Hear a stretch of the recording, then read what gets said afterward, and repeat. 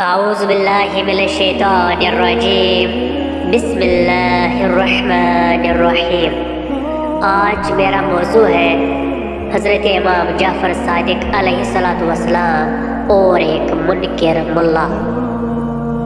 خدا کے بارے میں ایک منکر ملا نے حضرت امام جعفر صادق علیہ السلام سے ایک سوال کیا کہ کیا خدا ہے؟ میرے نزدیک خدا نہیں ہے معاذ اللہ۔ حضرت امام جعفر صادق علیہ السلام نے اس سے فرمایا، تم جہاز ران ہو، یہ تو بتاؤ کبھی سمندری طوفان سے بھی تمہیں سابقہ پڑا؟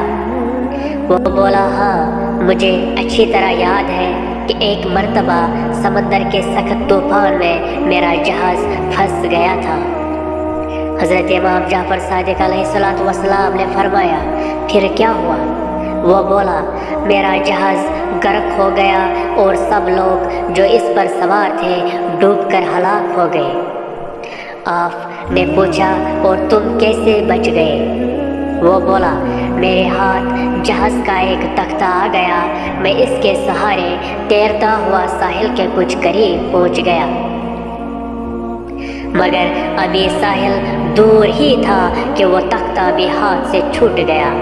پھر میں نے خود ہی کوشش شروع کر دی اور ہاتھ پیر مار کر کسی نہ کسی طرح کنارے آ گیا۔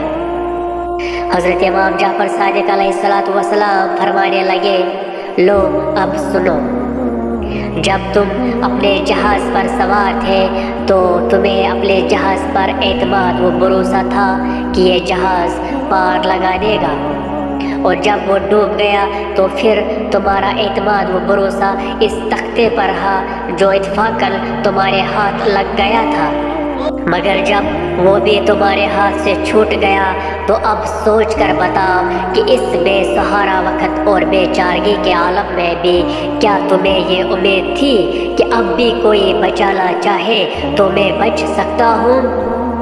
وہ بولا، ہاں یہ امید تو تھی۔ حضرت نے فرمایا، مگر وہ امید تھی کس سے کہ کون بچا سکتا ہے؟ اب وہ ڈہریا ملا خاموش ہو گیا اور آپ نے فرمایا، خوب یاد رکھو، اس بے چارگی کے عالم میں تمہیں جس ذات پر امید تھی وہی خدا ہے، وہی خدا ہے، اور اسی لیے تمہیں بچا لیا تھا۔ ملا یہ سن کر ہوش میں آ گیا اور اسلام لے آیا۔